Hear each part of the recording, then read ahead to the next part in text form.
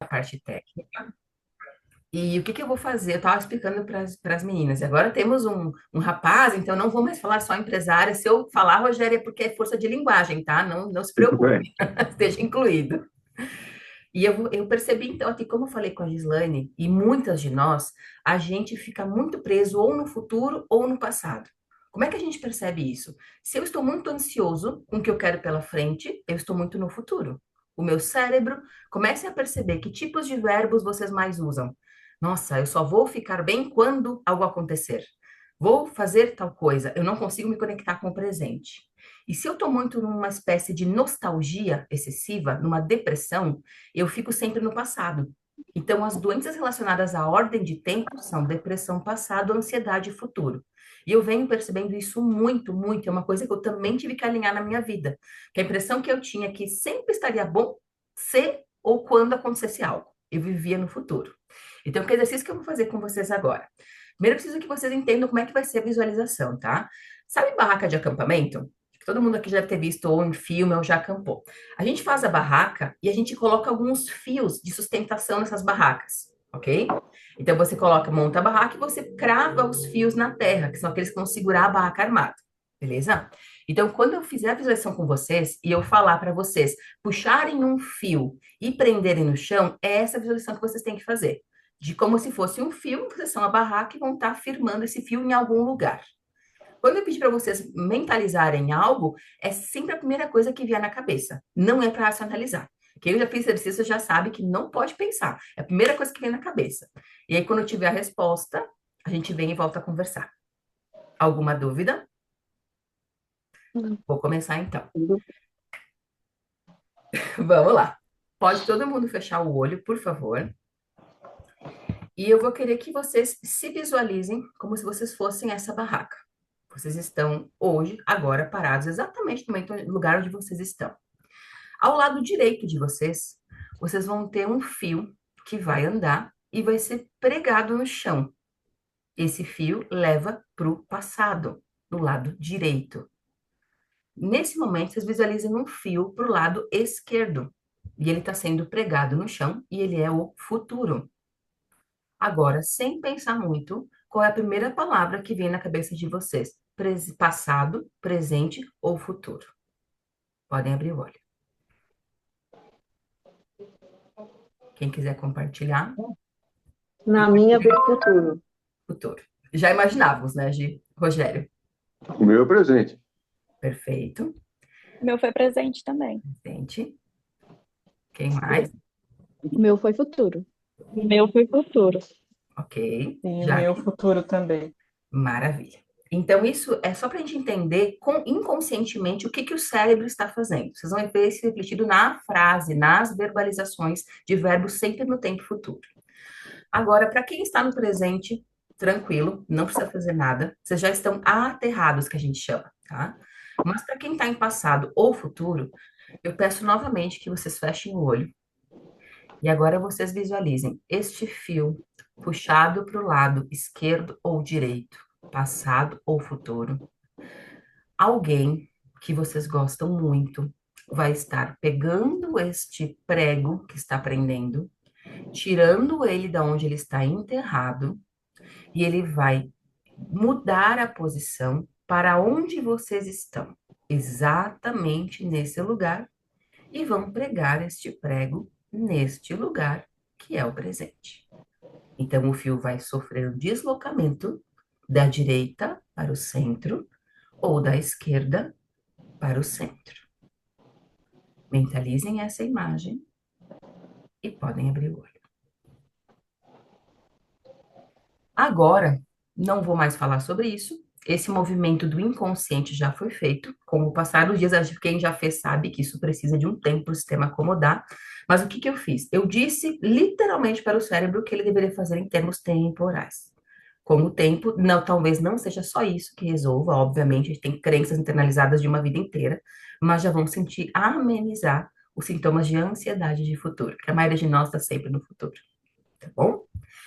Então, começamos esse processo. Agora, eu vou compartilhar a tela com vocês e a gente vai começar o nosso tópico, que é fluxo de caixa. Então, para quem está chegando agora, nós trabalhamos com vários pilares do conceito técnico da nossa mentoria. Trabalhamos com gestão de pessoas e processos, que foi a aula que nós fizemos na semana passada. Obviamente que serão retomados esses conceitos ao longo do tempo. Semana passada nós falamos, há 15 dias atrás, falamos de cultura organizacional forte. O que eu preciso fazer para que a minha empresa tenha um regulamento interno, tenha uma forma de trabalho como eu quero que seja, e eu possa montar um regulamento para as pessoas que cheguem saberem como é que eu quero que a minha empresa trabalhe. Fizemos uma mentalização de valores, aonde eu trouxemos quais são os valores importantes da pessoa física para a pessoa jurídica e traçamos uma linha de recrutamento com base nisso. Tudo isso está gravado em aula, tá, gente, nesse pilar. Então, para quem for importante este movimento, a gente vai adicionar na trilha. Hoje, o meu objetivo foi trazer algo de fluxo de caixa, que já é relacionado ao nosso segundo pilar, pelas intenções que eu percebi nas mentoradas. Daqui a pouquinho, daqui 15 dias, a gente volta para um assunto de pessoa, passa outro assunto de fluxo de caixa, o que a gente for sentindo. Lembrando que cada uma tem sua trilha e a gente só vai aperfeiçoar os conhecimentos agora, até para trazer para as convidadas. Mas quando vocês forem entrando a fundo em cada pilar, tem as aulas gravadas e vai ter o meu apoio também individual para passar por esse caminho, tá? Como é que eu trabalho no fluxo de caixa? Agora vocês vão me matar. Não sei se tem aqui que alguém que já passou por mentoria financeira e o que costumam se falar no mercado. E é a parte que eu não sou nada ortodoxa nesse sentido, tá? Se eu hoje trabalho com o meu esforço financeiro para pagar as contas da minha casa, que eu brinco que é se eu for CLT ou se eu for eu presa, não me parece lógico eu separar as contas entre pessoa física e pessoa jurídica. É uma coisa que se prega muito no mercado. Separe as contas da pessoa física e da pessoa jurídica. Gente, eu entendo, concordo, mas quando vira empresa? Hoje, no nosso cenário, talvez só a Virgínia que tem esse contexto. Que ela tem funcionários, ela tem uma empresa realmente. Que ela é um organismo que fica paralelo à pessoa física. Os demais, todos trabalham como autônomos, na grande maioria. E vocês suprem a própria renda da casa de vocês com o dinheiro que vocês ganham. Para que fazer dois controles? Se vocês já têm uma crença, vamos nós, né? Já temos uma crença de que é difícil cuidar de dinheiro, não é acostumado a fazer isso. Nós já temos uma crença de que, poxa, vou ter que ficar olhando para a anilha, vou ter que ficar mexendo isso, e eu não gosto, eu ter que fazer dois movimentos me paralisa. Com certeza. Quanto mais difícil, menos eu vou querer fazer. Eu já não gosto de fazer. Então, a gente trabalha dessa forma. Eu gosto muito de quando a gente ainda está nesse processo de eu presa, que é quando eu sou autônomo e a renda da minha família depende do meu trabalho, eu fico com um controle único. Mas, dentro deste controle, nós fazemos subdivisões. É isso que eu vou mostrar para vocês hoje. Nós vamos chegar nos conceitos que eu trabalho de fluxo de caixa, simples, que entregue aquilo que o empresário precisa e como é que a gente trabalha esse processo do tudo unificado, tá? Para começo de conversa, gente, eu sou contadora de formação, não sei se vocês têm formação administrativa, a gente aprende débito, crédito, regime de competência, regime de caixa. Não vou falar de débito e crédito, tenho pavor de falar com isso com o empresário, porque eu acho que ninguém quer saber se está dando lucro contábil, porque lucro contábil não é dinheiro no bolso. Eu lembro quando eu trabalhava numa indústria, o diretor me pedia assim, mas Camila, o lucro contábil é 10 mil, cadê esse dinheiro na conta? E como é que eu vou explicar para ele que competência não é igual a regime de caixa? Que uma coisa é quando acontece o fato contábil. Por exemplo, data da entrada da nota, data da saída do cupom fiscal, data em que aconteceu a compra, data que aconteceu a venda. Isso é regime de competência, é regime contábil. A partir dali, me dá um resultado contábil. Quando é que é o regime do caixa? Quando eu desembolso o pagamento ou quando eu recebo. Se eu faço uma nota que eu vou receber daqui 30 dias, a competência dela é hoje, 4 de fevereiro. Mas o recebimento dela é em 4 de março. Esse é o regime de caixa. Ou seja, é quando efetivamente entra ou sai dinheiro.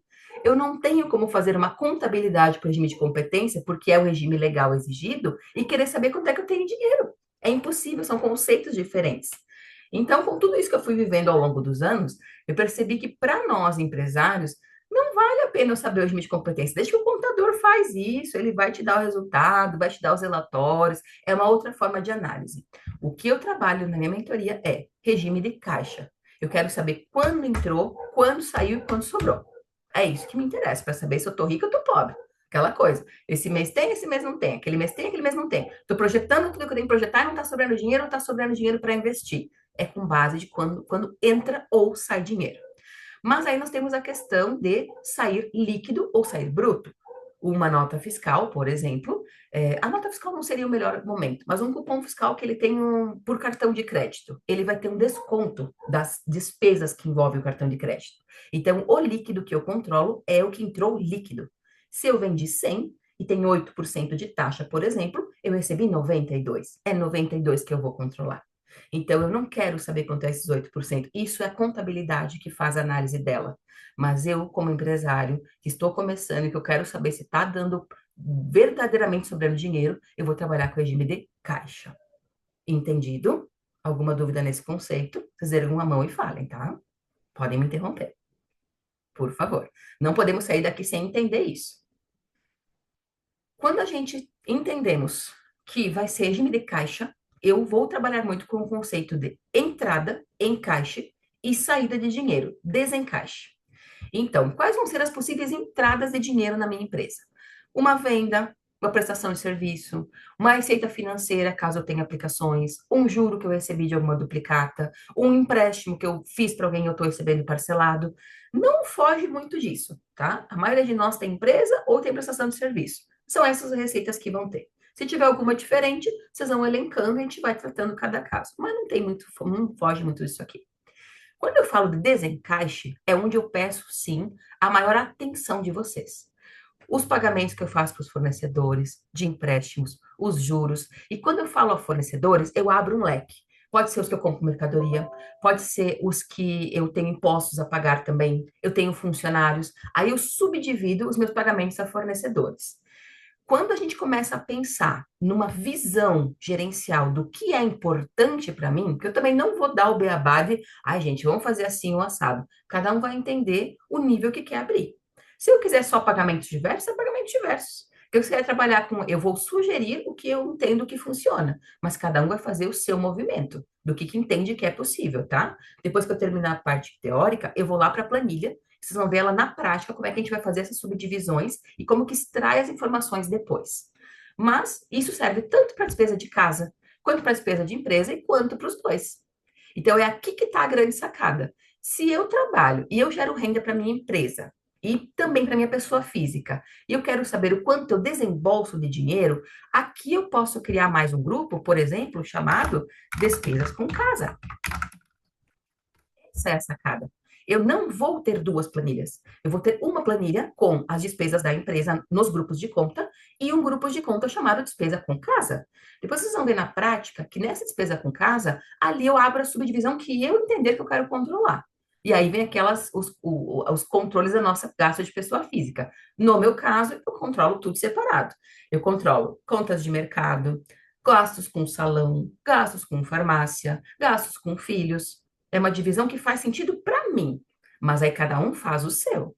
Mas a gente vai ter grupos de contas e dentro deles abrir mais os grupos por conta. Faz sentido até aqui? Tudo certo? Qualquer dúvida, vamos interrompendo. Quando eu tenho esses encaixes e esses desencaixes lançados e projetados, eu tenho a sobra ou falta financeira, que eu vou usar a palavra lucro. Então, antes que alguém me diga assim, mas Camila, lucro é contábil, lucro é para o regime de competência, é só para a gente estar todo mundo na mesma página. Quando eu falar de lucro, eu estou falando de sobra ou falta financeira. Sobrou ou faltou dinheiro. Talvez eu use a palavra lucro, mas não é lucro contábil. É o que realmente está sobrando ou faltando no nosso bolso. Ok? Só para entender as nomenclaturas que a gente vai usar agora nesse processo. Aí, nós entramos efetivamente nas contas de controle. Aqui que está a grande sacada do fluxo de caixa. A gente precisa pensar muito nisso. É melhor a gente perder, né, despender mais tempo planejando do que depois executando na planilha. Por quê? Porque depois que a gente já monta o conceito das contas que eu quero controlar e eu penso em mudar, eu tenho que mudar tudo que eu já lancei. Ah, eu vou criar o grupo de contas de despesa da casa. Ai, Camila, esqueci de botar gasolina. Aí tudo que eu lancei em diversos. E agora eu criei a conta de gasolina. Você tem que voltar lá na planilha e tudo que você lançou em diversos que remete à gasolina, tem que botar em gasolina. Então, eu sou muito mais aquela situação. Perde-se, investe esse tempo planejando o controle e depois executando. Eu não tenho problema se eu tiver que pegar na mão de vocês, fazer uma aula só para falar disso, ver cada caso em particular. Mas a gente só vai começar a fazer movimentos de fluxo de caixa quando eu entender qual o conceito que eu quero ter nos controles, no cadastro das contas. Aí aqui eu trouxe só algumas separações de conta que podem ou não ser utilizadas. Isso tudo é muito relativo do nível de conhecimento que vocês têm em relação ao fluxo de caixa. Por exemplo, eu posso trabalhar com custos e despesas, isso é um conceito já contábil, ou eu posso, com tudo é custo e despesa barra despesa, tudo é a mesma coisa, é esse dinheiro que sai, como vocês preferirem. Mas, conceitualmente, custos referem-se à operação. Por exemplo, lá na Virgínia, tudo que ela usar para comprar, para fazer os produtos dela na confeitaria dela, é custo. Tudo que é relacionado a administrativo e comercial são as áreas de apoio, é despesa. Isso é conceito contábil. Não quer dizer que tem que ser utilizado, mas é importante eu trazer esse conceito. Ah, vou lançar o telefone, despesa. Vou comprar chocolate, custo. Vou comprar embalagem, custo. Vou lançar internet, despesa. Vou lançar folha de pagamento, depende onde o funcionário está alocado. Se ele está alocado na produção, custo. Se ele está alocado no administrativo, despesa. Isso é um conceito empresarial e contábil. Como aqui nós estamos falando que as empresas são um porte menor e talvez não precise esmiuçar tanto, gente, a palavra que vocês quiserem usar, saída de dinheiro, custo barra despesa, o que funcionar para vocês. Não estou aqui para engessar nada, é o que vocês entenderem que faz sentido, tá? Mas é só eu deixar claro esses conceitos. Quando eu falo de receita, eu trabalho com venda ou prestação de serviço, recebimentos de empréstimos, pode ser uma separação, e juros recebidos e rendimentos pode ser outra separação. Quero colocar tudo junto. Eu, por exemplo, eu coloco receita Camila, receita marido, receita do não sei o quê, receita do não sei o quê, como vocês quiserem. É porque essa subdivisão, ela vai gerar depois os relatórios gerenciais. Então, quando eu bater o olho naquele relatório, eu tenho que entender o que está falando lá. E quando eu falo de contas relevantes, é aquilo que tem mais expressão dentro das minhas contas. Por exemplo, a Virgínia, eu tenho certeza que ela tem um custo bem expressivo, o aluguel. Porque quem trabalha locando uma sala geralmente é um custo bem relevante. Então, aluguel, talvez custos com ocupação, seja um ponto importante a separar, porque eu quero monitorar. Custos com insumos, é importante também, porque eu quero saber se eu estou gastando mais ou menos, compõe inclusive o custo do meu produto. Vou pegar o caso da Gislene. Ela tem os produtos que ela usa para fazer as joias. É importante ter um grupo separado? Sim, que eu quero saber se mensalmente eu estou gastando mais ou menos comprando para fazer as minhas joias. Então, vamos separar o que for mais relevante. Eu não sou adepta de usar conta de versos, mas eu sempre deixo lá assim, ó, 1%, 2%, quando eu não sei classificar e não é relevante, aí eu coloco lá. É uma taxinha de correio.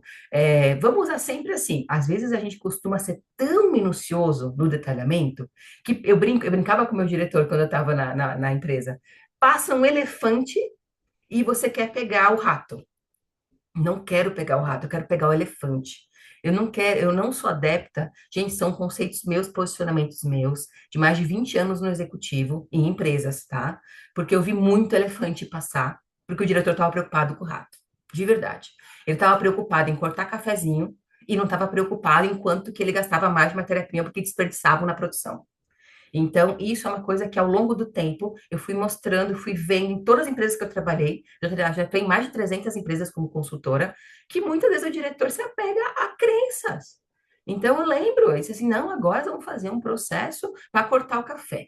Então, o café vai ser só um turno. Caramba, ele mexia a empresa inteira, todo mundo RH, todo mundo indignado, todo mundo puto da vida porque não tinha café para tomar no setor.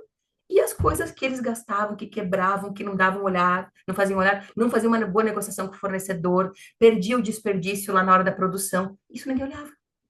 E aí preocupava-se com o café, que representava 0,0 alguma coisa lá no custo. Um outro exemplo, meu diretor na época gostava de fazer as compras de mercado. Eu falo muito isso com a Virgínia. Virgínia, vou te ver que eu vou te usar de exemplo, né? Porque eu já conversei bastante com você sobre isso.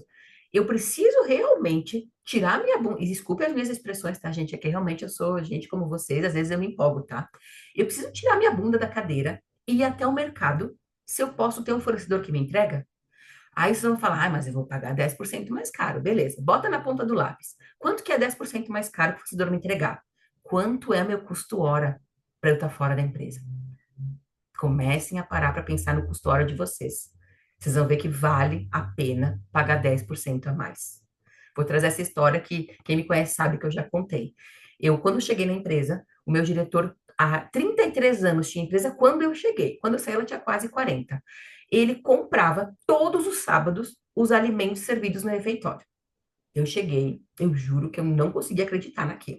Então, ele me fazia fazer a lista da linguiça, da carne, de tudo que se comia no refeitório durante a semana, e ele passava o dia no atacado, na sábado, e levava para a empresa.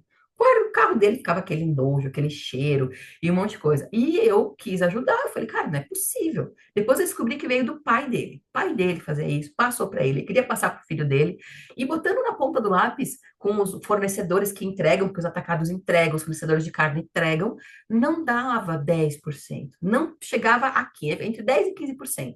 Mas eu demorei 2 anos para ele entender que o tempo hora dele, daquelas 4, 5 horas que ele usava no sábado, que ele podia estar fazendo algo, fazendo um curso, indo na empresa olhar se a hora estava sendo feita certinho, se divertindo, vivendo, era muito mais caro do que aqueles 12%. 2 anos. E aí, um belo dia, acho que ele acordou e entendeu tudo isso, e aí passamos a comprar de fornecedor. Então, esse é o conceito. Pode comprar? Claro que pode. Camila, para mim é uma terapia. Eu adoro ir no atacado. É o momento onde eu fico pensando no dia, eu fico planejando a minha carreira. Maravilha! Vai lá e faz. Mas se isso começar a impedir você de pensar nas estratégias da sua empresa, pense se não é uma fuga. Converse com você mesmo e pense: será que não é uma fuga para eu não estar aqui? Porque eu não gosto de estar aqui? Porque eu não gosto de ser dona? Então, eu converso muito isso com todos vocês, principalmente com a Virgínia. Reflitam se o que vocês estão deixando de colocar de tempo na estratégia do negócio não é uma fuga, porque vocês não querem estar ali. E aí, se isso vier para a mente de vocês, me procurem, porque nós vamos investigar qual é a crença que está alinhada a isso, tá? A gente não foi ensinado a ser empresários. Lembra que eu falo para vocês? A gente não nasceu em berço de empresário. Nossos pais, mesmo que tenham sido, era em outra época. Não é mais como é ser empresário hoje. Então, eu pensar em ser dono do meu negócio, às vezes dói. Não estou preparado para isso. Então, se essas dores virem, me procurem. A gente vai investigar, vai encontrar essa crença e vai ressignificar. Para daí vocês poderem dar passos mais sólidos. Porque eu quero vocês aqui comigo. No final da mentoria, eu quero vocês defendendo a empresa de vocês, mostrando o fluxo de caixa, me apresentando e falando, ó, gasto aqui. Eu gasto nesse ponto. É aqui que eu preciso melhorar. Eu comparei os últimos 3 meses e eu vi que é aqui que eu estou gastando muito, que é o ralo do meu dinheiro. Mas para isso não pode ter dor. Se tiver dor, não vai fazer. Tá bom? Então, algumas separações. Quando eu trabalho mais esmiuçado ainda, eu trouxe aqui alguns exemplos. Custos e despesas variáveis, custos e despesas fixos. Isso também é conceito contábil, tá? Então, variável, tudo o que varia conforme o nosso faturamento. Então, o gasto com folha, ele é variável. Pode ser que vocês digam assim, mas Camila, se eu dobrar o faturamento, eu não necessariamente dobro o número de funcionários. Ok, concordo. Mas ele tem uma variação. Se variar mais de 20%, já é variável. Você, com certeza, se dobrar o faturamento, vai ter que ter pelo menos, se você tem 5, vai ter que ter 6 ou 7. Então, teve uma variação mínima que for de 20%, é variável.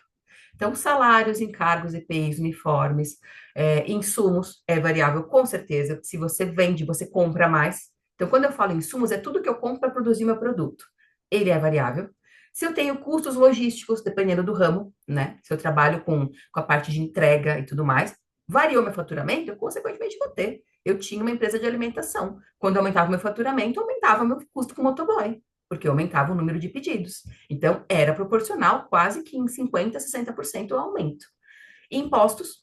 Então, como imposto, tudo que é percentual em cima de faturamento, obrigatoriamente é variável. Então, imposto é um percentual em cima do faturamento. Aumentou o imposto, é variável. Então, é sempre esse o pensamento. Quando eu trabalho com custos fixos, é aquilo que, independente de eu aumentar o meu faturamento, não muda. Então, minha energia elétrica, água, telefone. Ah, Camila, tá, mas se aumentar o faturamento, talvez eu preciso fazer um outro turno e aumente a energia elétrica, mas é uma proporção pequena. Ela não é tão grande, não chega nem a 20%. Você geralmente varia pouco. O contador, o telefone, a empresa me ensina do trabalho, tudo que é fixo, que existe já uma negociação fixa, vai em custo e despesas fixos, ok? E aqui vem também uma outra conta que eu gosto de fazer uma separação, para a gente entender assim, o que que é custo e o que que é investimento. Custo é aquilo que é envolvido na minha operação e geralmente ela não tem um retorno, não é nem monetário, é uma questão de valor dentro da gente. Agora, investimento agrega valor. Por exemplo, móveis e utensílios. Eu não vendo móveis e utensílios. Se eu decidir comprar, hoje a Giz decide comprar ali uma máquina que vai ajudar ela a melhorar o processo de fazer as joias dela. A Virgínia decide comprar uma máquina que vai ajudar a bater os brigadeiros dela. É investimento. Não é uma coisa que eu estou usando no meu dia a dia que vai ter um desgaste. Isso vai trazer um ganho de valor para o meu negócio. O que eu invisto, agora eu vou puxar a sardinha, em mentoria. Contratei a Camila. É investimento, gente. Investimento em estudo. É capacitação. Um curso de capacitação. E eu gosto de colocar a retirada dos sócios em investimentos. Quando a gente for montar o nosso grupo de contas, gravem o que eu estou falando. A primeira conta que vocês vão lançar vai ser o quanto vocês querem retirar. Porque vocês são o seu principal fornecedor. Depois eu vejo o resto. Mas vai ser o que sobrar. Tudo bem. A gente vai fazer uma avaliação de quanto está sobrando naquele momento. Sobrou 1.000. 1.000 vai ser o valor. O que vier a mais, a gente vai trabalhar diferente. Mas vocês têm que ter um valor do custo de vocês. Quanto que vocês querem retirar? Vocês são o principal fornecedor da empresa. Primeiro você se paga, depois você paga o resto. Se isso não tiver na mentalidade de vocês, nunca vai sobrar dinheiro. Sempre vocês vão fazer outra coisa e vão deixar de se pagar. E aí começa o bololô, tá? Então, mentalidade. Primeiro você se paga, depois você paga as coisas da empresa. Tudo vai estar previsto? Tudo vai estar previsto. Camila, mas não sobrou dinheiro no final do mês. Que conta que eu vou deixar de pagar? Aí a gente pensa em prioridades. Tá, eu posso esse mês deixar de retirar para poder zerar o ponto de equilíbrio da minha empresa, mas eu programo para retirar mais o mês que vem. Eu não me esqueço. Que vocês esquecerem uma vez, vocês não retiram mais. E aí a empresa começa naquela coisa. 0 a 0, 0 a 0, 0 a 0, começa a desmotivação e você fecha. E você pula, e você cai fora do barco. Então, a empresa, para ela ser saudável, ela tem que te pagar. Senão, é melhor fechar. E nós vamos descobrir isso em cada um dos casos. Cada um de vocês, quando for compor a sua planilha para nós chegarmos no ponto de equilíbrio, vocês vão entender se está fazendo sentido ou não aquele negócio. Eu brinco que na minha empresa, vou dar o meu exemplo, eu percebi que a minha empresa não dava lucro. Adiantava eu ter todos os conhecimentos que eu tenho de despesa e tudo? Não adiantava, eu sabia que não dava. Eu só não conseguia mudar o cenário. Mas aí eu descobri que era melhor eu fechar e partir para outra coisa, porque realmente não tinha lucratividade. Eu tinha uma franquia de alimentação que me limitava nas ações. Eu não conseguia fazer nada, não conseguia mudar preço, não conseguia variar insumos. Eu tinha que seguir uma cartilha e tudo que não dava certo saía da minha retirada. Chegou uma hora que não fazia mais sentido. Pode falar, Gi. Deixa eu só tirar o mudo aqui. Pronto, pode falar. Eu fiz as 3 aulas, eu e o Rogério. E quando eu li lá, eu não consigo entender por que que a retirada do sócio é investimento. Eu não consigo entender. É mais uma questão mental, viu, Gi? Para justamente eu entender que eu estou investindo em mim. Você pode colocar na despesa, não tem problema. Se você ficou mais confortável em colocar na despesa, pode. Hum. Mas a questão é de você se valorizar. Eu gosto de usar esse termo, porque senão você vai se esquecendo. Eu vejo muito isso em empresário, muito, muito, muito. Ah, Então eu trago agora, investimento, entende? É para valorização do seu negócio, de você. Porque se você agora faz sentido. não fez sentido, não. É psicológico isso. É Tá bom. totalmente psicológico. Vocês vão ver que quando a gente vê a planilha e ela é dividida em partes, você vê receita, despesa e investimento. O investimento, ele fica. Quando eu vejo receita menos despesa, eu tenho lucro operacional. Ou seja, eu sei se a minha operação está dando lucro ou não, sobra de dinheiro ou não. O que que eu faço com essa sobra? Eu retiro. E o investimento fica embaixo disso. Por isso que eu faço para botar investimento. Se eu colocar tudo junto, eu estou me colocando no operacional. E eu não quero que vocês se vejam no operacional. Vocês são donos. Vocês têm que se ver como investimento, como donos da empresa. Quem é que vai estar no operacional? Meus funcionários. Ah, a Gislaine e o Rogério trabalham juntos. Algum de vocês é operacional? Pode ser que sim, pode ser que os dois, ou vocês dois se veem como sócios. É tudo retirado. Não tem ninguém no operacional. Vai ficar sem mão de obra no operacional. Vai ficar tudo em retirada. Porque é a realidade. Vocês são dois sócios. Vocês não são operacionais. O dia que vocês prepararem alguém para trabalhar com vocês, porque é a mentalidade que vocês possam delegar. Quero crescer. Como é que eu cresço? Gente, só tem dois caminhos. Ou eu cresço,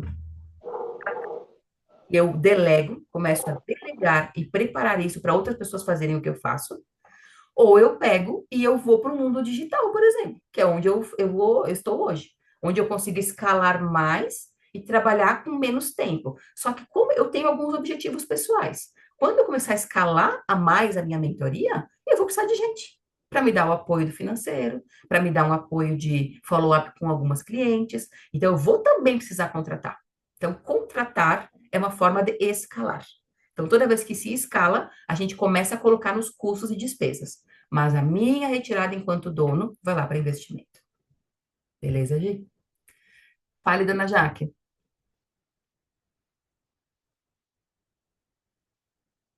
É, também assisti às aulas, e agora você falando com a pergunta da Gi, então esse investimento, vamos dizer, a retirada dos sócios, está mais relacionado ao pro bono, né? Vamos dizer assim, que fosse o Prolabore. meu Isso, Prolabore, eu nunca sei o nome disso. isso, Agora, é Prolabore, eu vou aprendendo, eu vou esquecer mais. isso mesmo. É o Prolabore, que seria o quanto eu precisaria, como fosse um salário, né? Como o dono da empresa.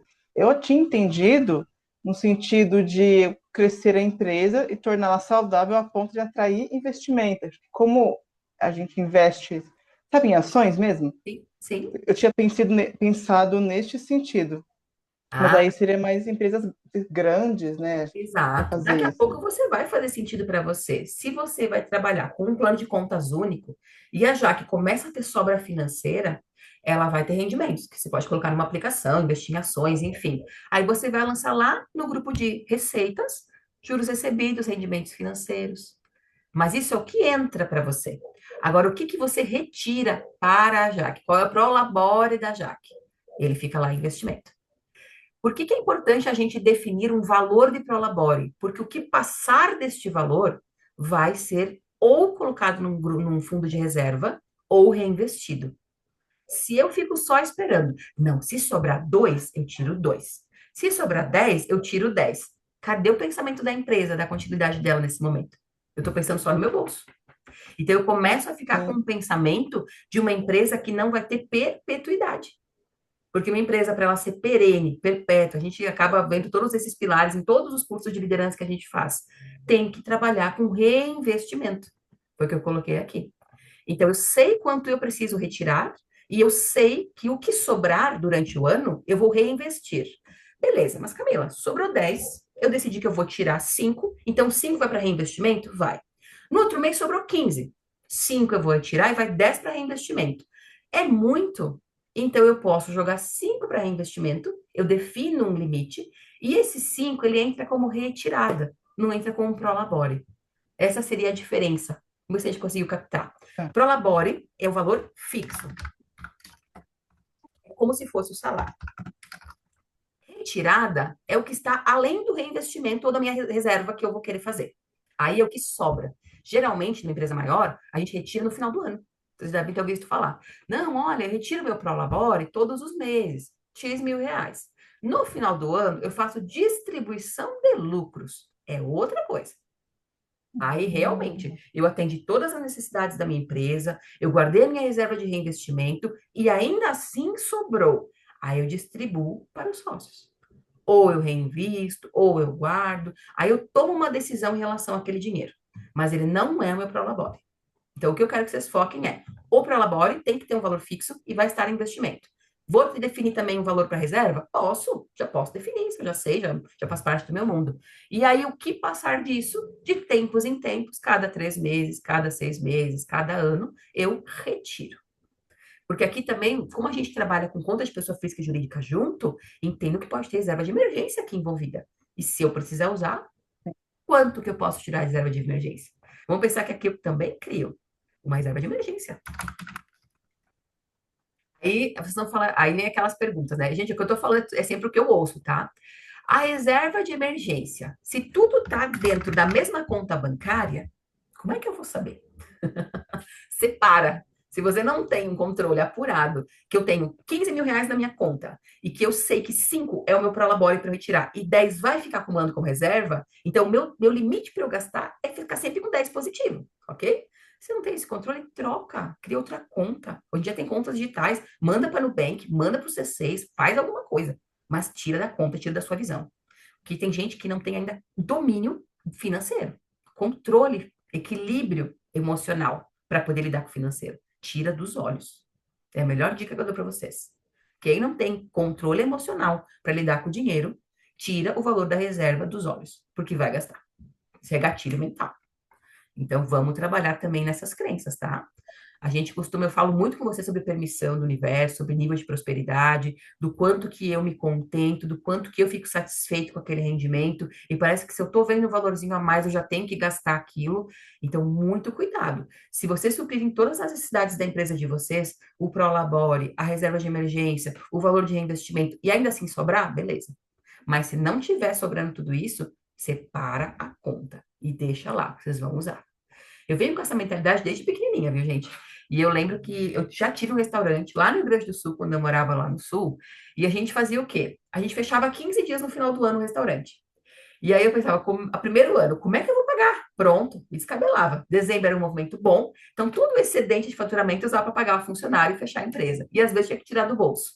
Eu comecei em janeiro colocando 50 reais numa caixa de sapato. Todo dia, todo dia. Quando chegou no final do ano, eu tinha o dinheiro inteiro para dar férias para os funcionários e ainda ficar com a operação fechada por 15 dias e pagar todos os custos. Então, tudo é planejamento.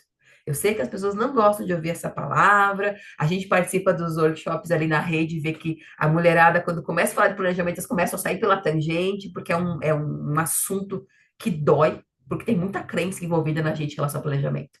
Mas a gente precisa controlar as nossas emoções. Quem não consegue fazer um planejamento tem que olhar para dentro de si, porque tem alguma crença ali que está de merecimento, inclusive. Pode olhar pai e mãe, porque tem alguma coisa no sistema que não está te deixando olhar para aquele dinheiro de uma forma madura. Você acaba olhando como criança.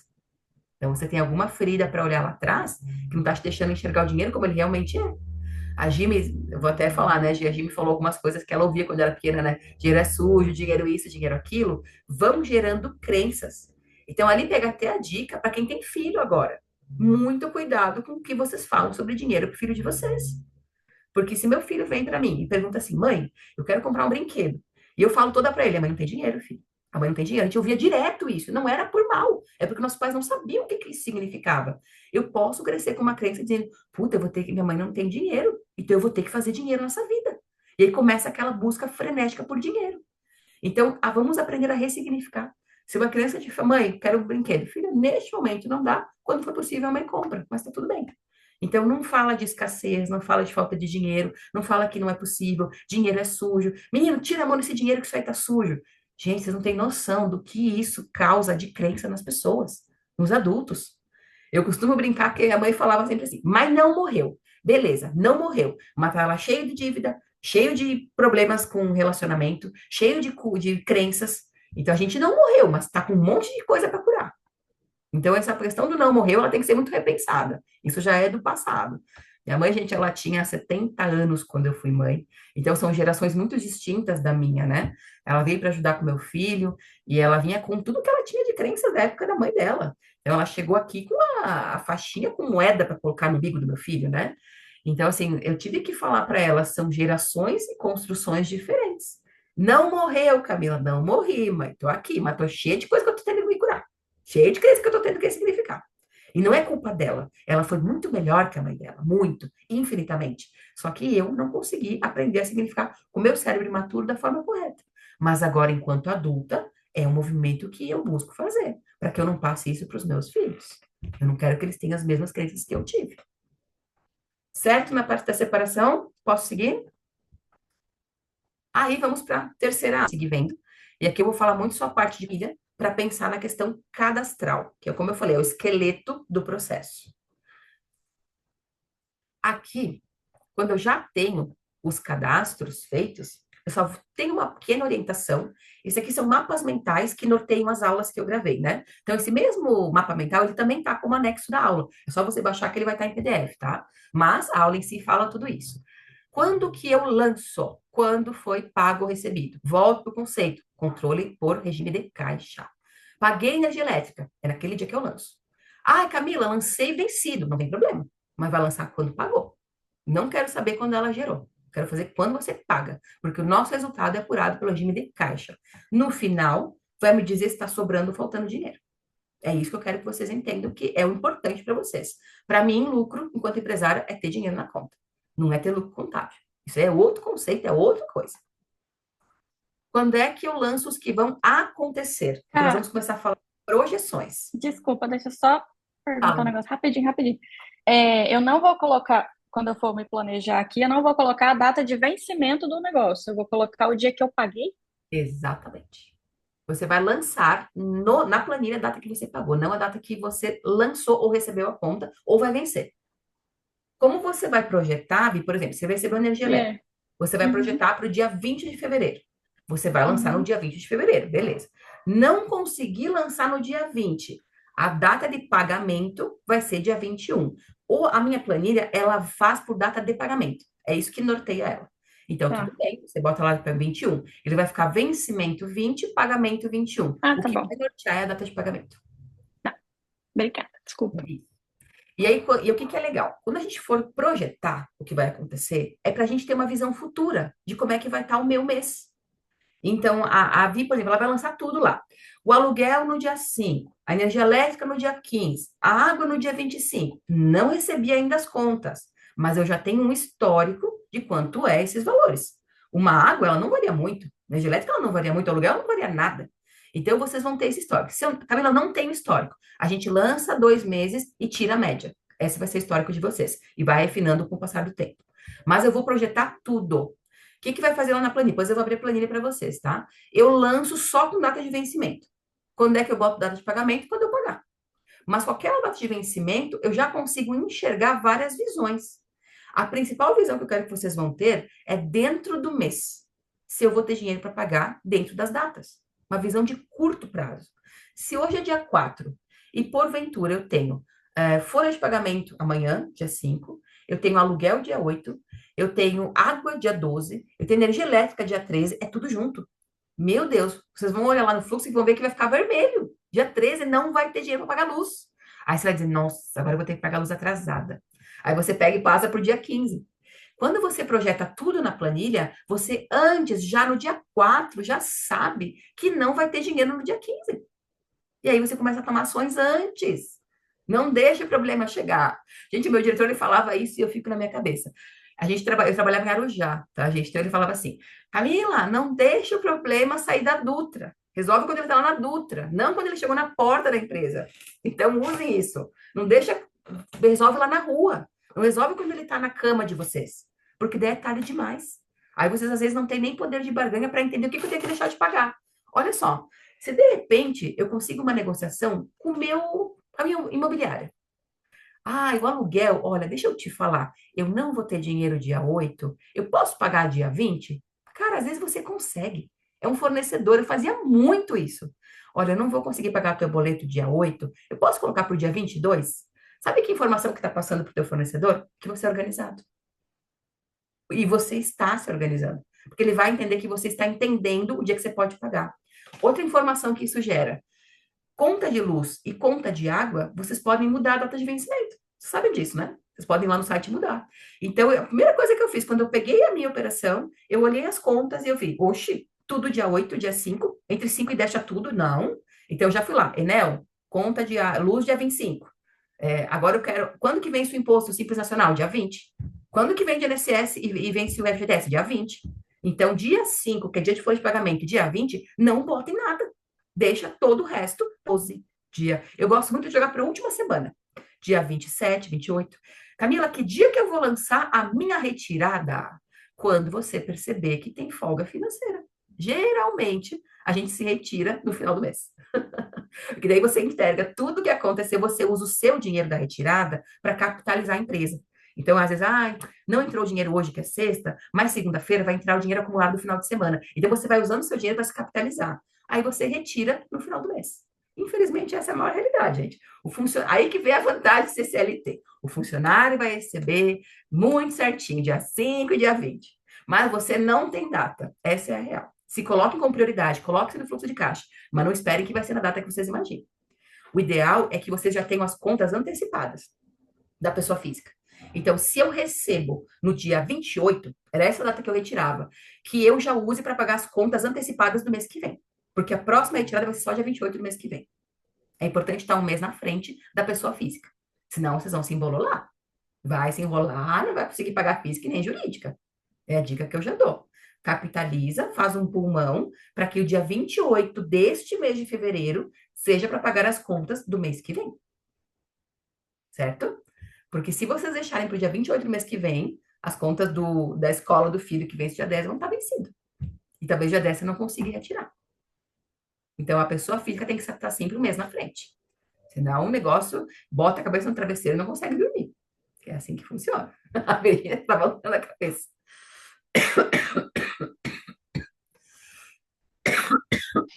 Eu tô evitando os comentários, senão vocês vão ficar tudo desesperado. Eu tô assim, eu sei. Vai todo mundo receber bonitinho esse mês, menos eu. Menos você, normal. Que ódio. Aí tem a parte de maturação. A Via, ela está recém-inaugurada. Então, a gente chama de um processo de maturidade do negócio. Então, a Virgínia está dentro dos 6 meses de maturidade ainda. Ela inaugurou em dezembro. Então, quando você inaugura um negócio, entenda que você vai ter um período de maturidade, onde realmente sua retirada vai ser zero. E se você não guardou esse dinheiro para que você se sustente nesse período de maturidade, você tende a fechar. Então, é por isso que a gente fala, vamos fazer um plano de negócios, vamos organizar. Eu quero abrir uma empresa, quanto é que eu tenho que ter de capital para suportar minha retirada? Às vezes, 1 em cada 10 pessoas conseguem retirar no primeiro mês. Mas 9 em cada 10 não conseguem. Porque tem o tempo de maturidade. Vamos falar de um estabelecimento físico como o da Virgínia. O cliente tem que conhecer, tem que começar a ir, tem que ter recorrência, tem que ter cliente novo, tem que ter cliente atual, tem que começar a se pagar os investimentos. Então, tem muito investimento que você está pagando ainda nos primeiros 6 meses, para depois começar uma retirada efetiva saudável. Então, isso também tem que estar no seu planejamento, na hora de montar uma empresa, tá?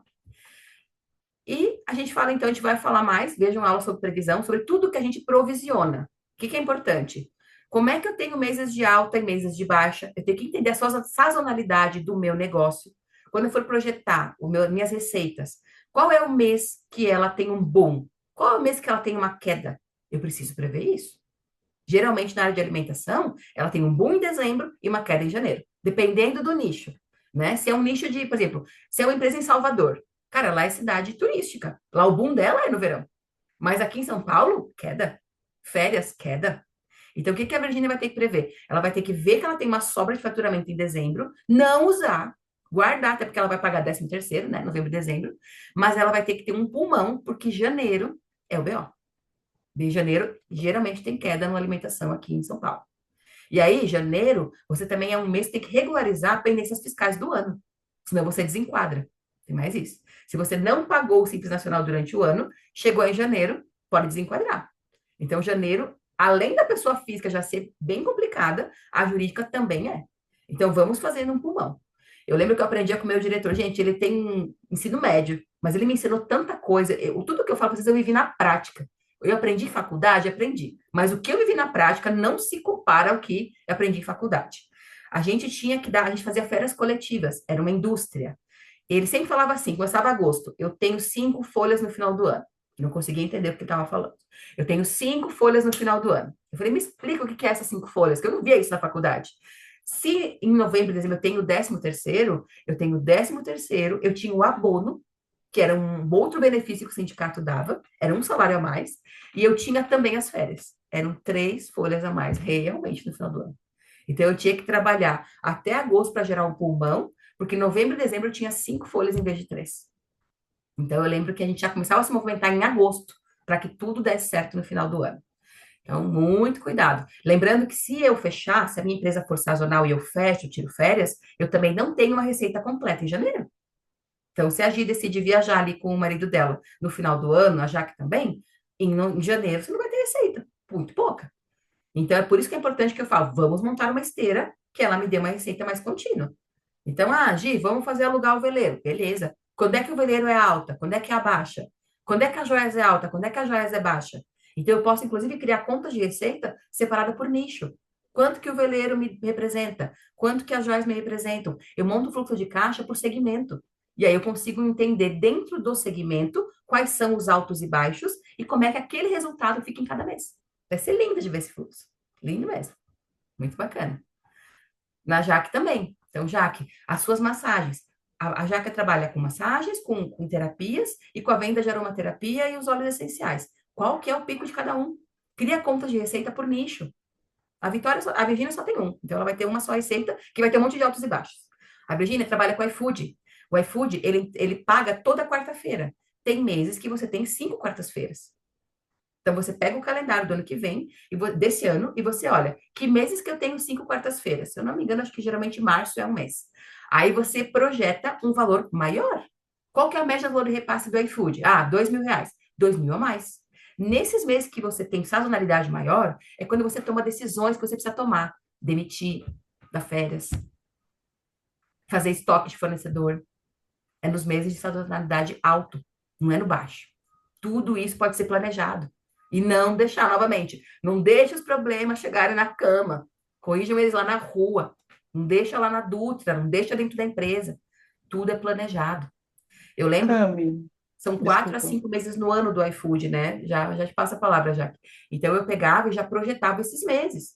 Quando é que eu vou dar férias? Quando é que eu vou demitir? Eu tinha que engolir o funcionário porque eu não tinha dinheiro. Então, era naquele mês que eu demitia. E assim você vai levando. Fala, Jaque.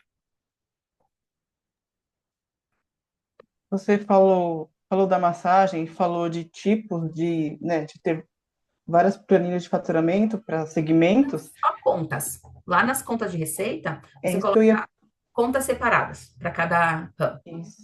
É, E, essa era a dúvida. Porque a gente está conversando, eu estou brincando um pouquinho com a planilha já, eu já estou testando então, algumas coisas. maravilhoso. Dentro da massagem, a gente tem os clientes fixos, né? Que tem individual, pacote, e também tem os clientes empresariais. E aí eu não visito os clientes. É tipo, é uma amiga que capta para mim e eu vou como a massagista ali que faz quick ou faz, enfim. E aí eu tinha pensado em, sei lá, receitas com serviços fixos, Uhum. serviços variáveis. Não sei se faz sentido isso. Porque Faz, aí não é uma coisa que eu tô sempre ali. Quando alguém me convida, eu vou. faz sentido para mim, faz sentido. Você tem que ficar confortáveis na hora de olhar. Porque o que que é importante ali nessa parte da receita? Entender se aquele movimento está me dando uma boa rentabilidade ou não. Então, daqui a pouquinho você vai começar a perceber. Separa por nicho, Jaque. Ah, o fixo, o variável. O variável começa a minguar. Vamos dar uma ideia, né? Ah, será que faz sentido eu continuar com ele? E o fixo tá melhor, a rentabilidade dele tá boa. Não é melhor pegar mais fixos? Ou o inverso? Ou o óleo? Então, começa a trabalhar por nicho. Eu acho que é bem, bem interessante começar a fazer isso, sim. E aí, como eu falei, como é que a gente projeta o fluxo de caixa? Ou eu faço uma análise histórica, geralmente de 6 meses, mas para quem está começando, pode ser do primeiro, esses 2 meses já dá para ver. Porque quando eu começo a analisar horizontalmente a planilha, que eu vou abrir ela para vocês, vocês começam a ver a comparação. E aí a comparação me diz qual que é a média dos valores para cada tipo de conta. Tá bom? Agora eu vou compartilhar aqui a planilha, para a gente só finalizar essa parte de conceito. E depois vou continuar vendo as aulas, tá? Para a gente poder depois seguir nas trilhas. Essa é a planilha que eu forneço dentro da minha mentoria. Como eu falo, vocês, se quiserem utilizar, podem utilizar. Ela pode ser usada só para fins didáticos, como pode ser usada para ferramenta também no dia a dia de vocês. Que nem a Vi, comprei lá uma planilha, tem o meu sistema. Quer usar o sistema? Não tem problema. Mas quer usar a planilha? Pode usar a planilha. Eu acho ela super bacana para usar. Tem uma aula que eu acho que é a 4 ou a 5, que ela fala cada um. Como é que cadastra as contas, como é que cadastra o fornecedor. Então, eu não vou me estender nessa parte prática, tá? Mas só vou trazer os conceitos que nós falamos para cá.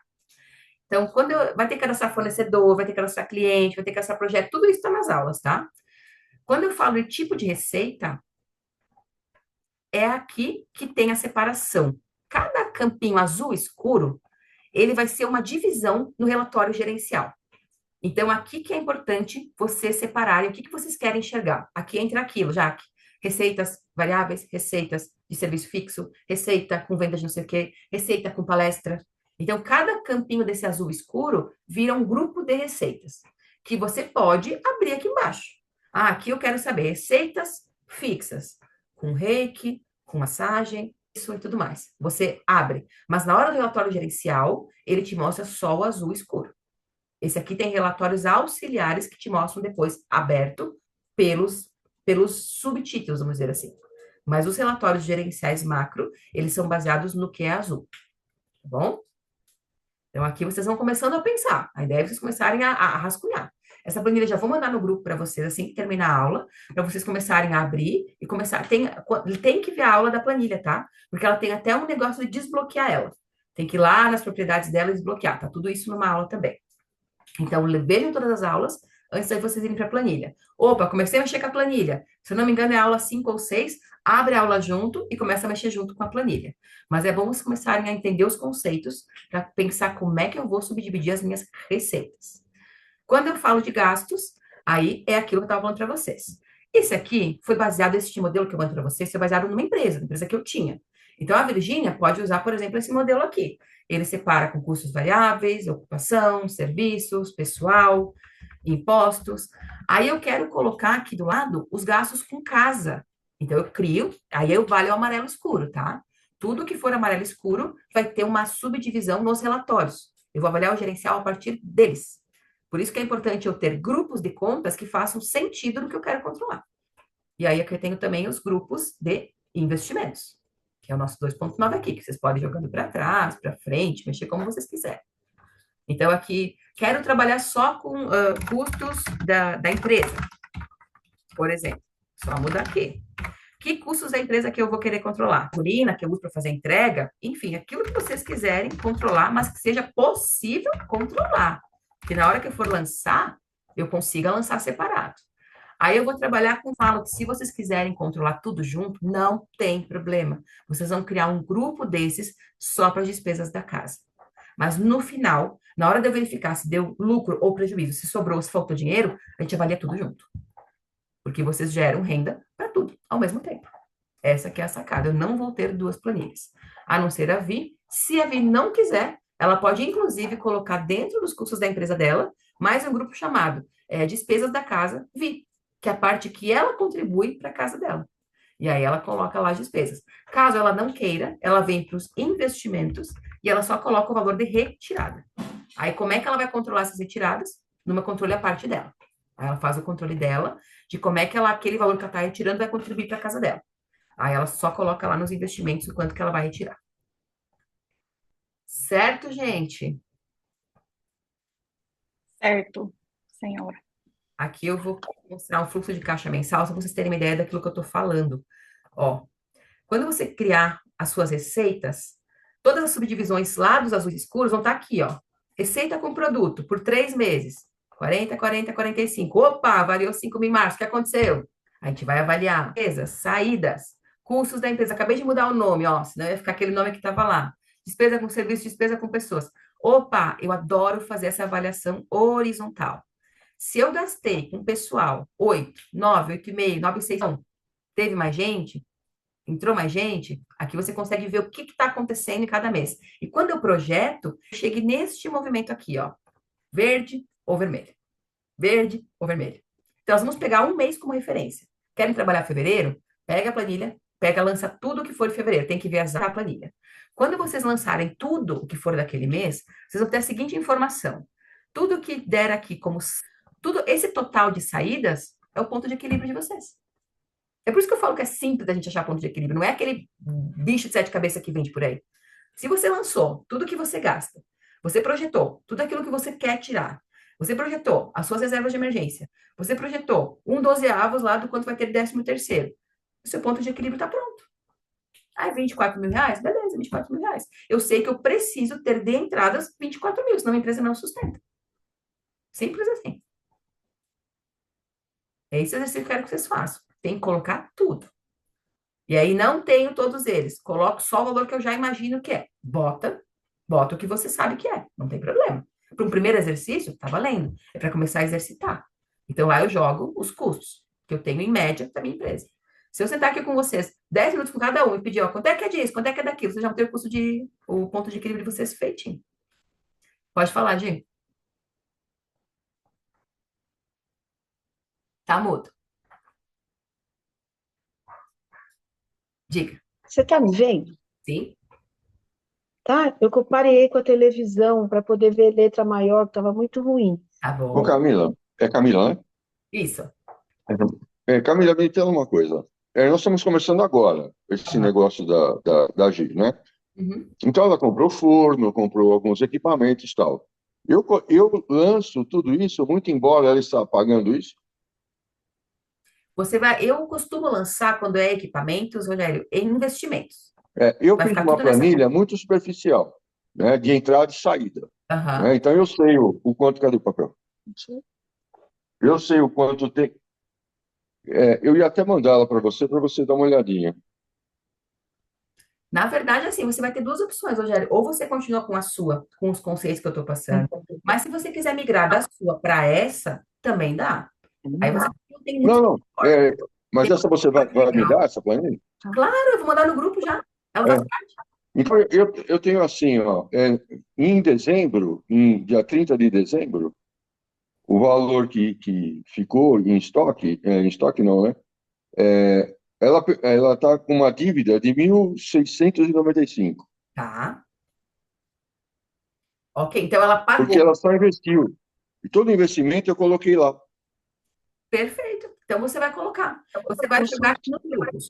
O que você pagou de maquinário, de investimento, de matéria-prima, investimento. Matéria-prima não, investimentos são maquinários.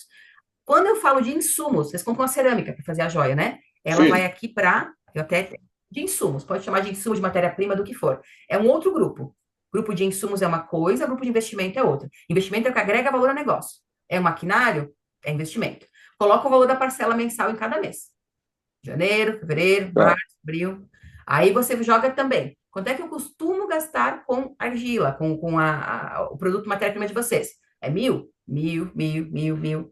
Quanto é que vocês gastam o custo da internet, por exemplo, se for um caso?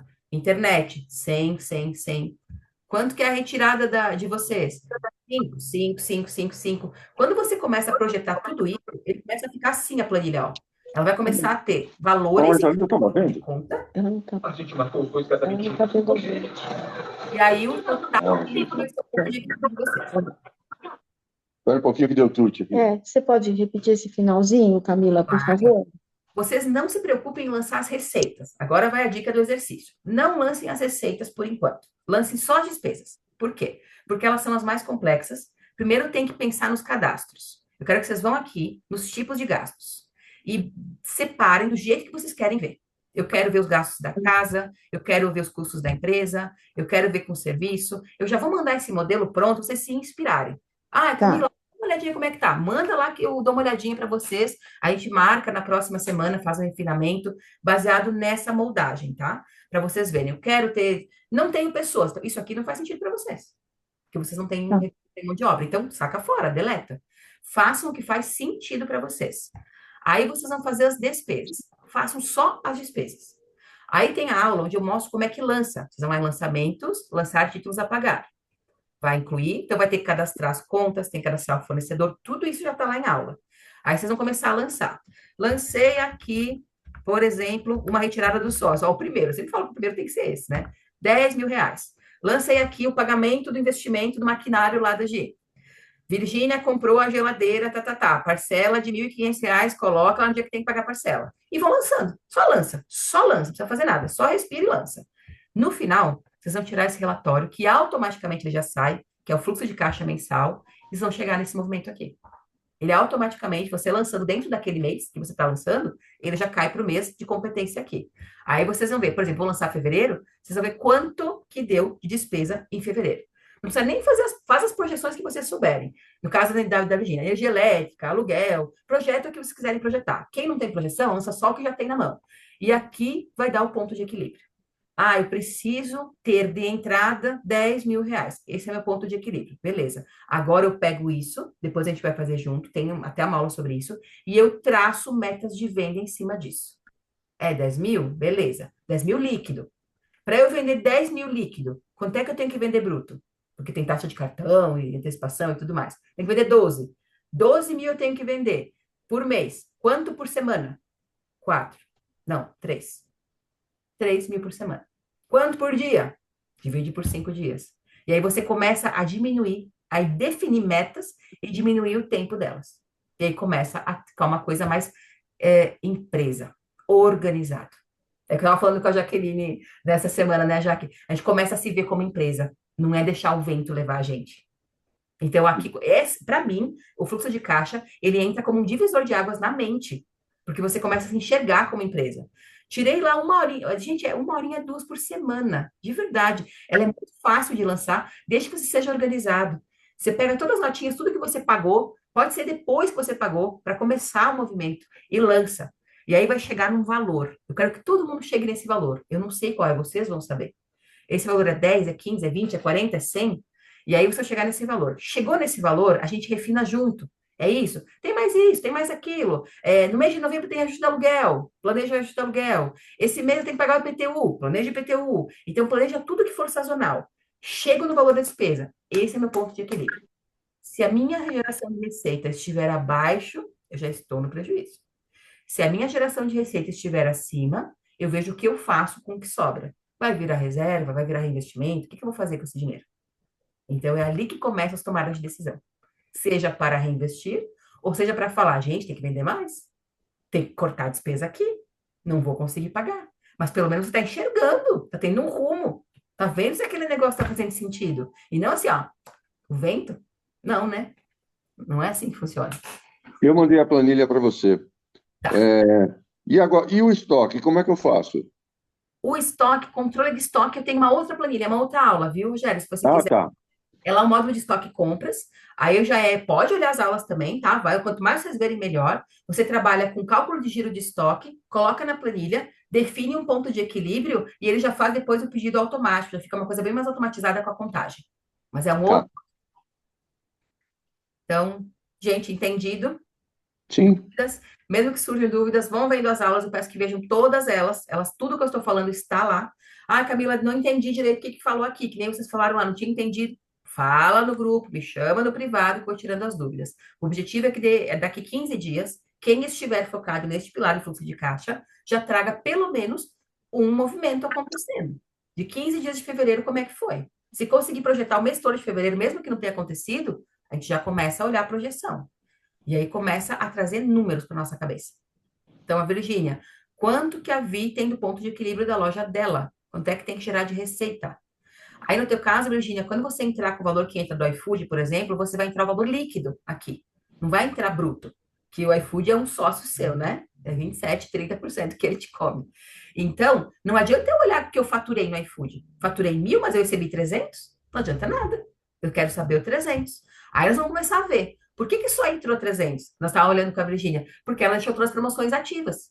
Vocês que não trabalham com alimentação é uma coisa muito louca. Mas se eu posso dar frete grátis, eu posso dar desconto, eu posso dar cupom de desconto, posso dar isso, posso dar aquilo. Quando você vê, acabou. Você não recebe nada. Vende 1.000, entra 300 na conta. E aí você fica chupando o dedo. Mas isso tudo é estratégia.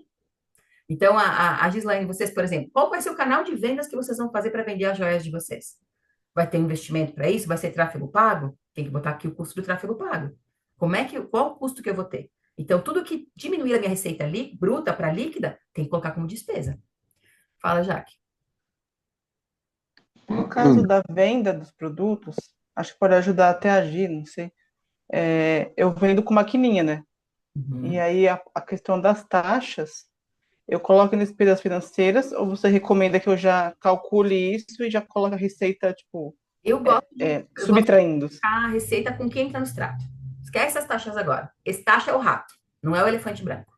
Então, entrou, vamos por essa lógica. Eu cobrei Adorei. 200 da minha massagem, passou na maquininha, entrou 180, 180. Esquece os 20. O que importa tá no resto. O ratinho, depois a gente lapida ele. Só para ficar mais tranquilo para controlar. Certo, gente? Podemos começar a afinar as trilhas agora? Vamos fechar então essa aqui.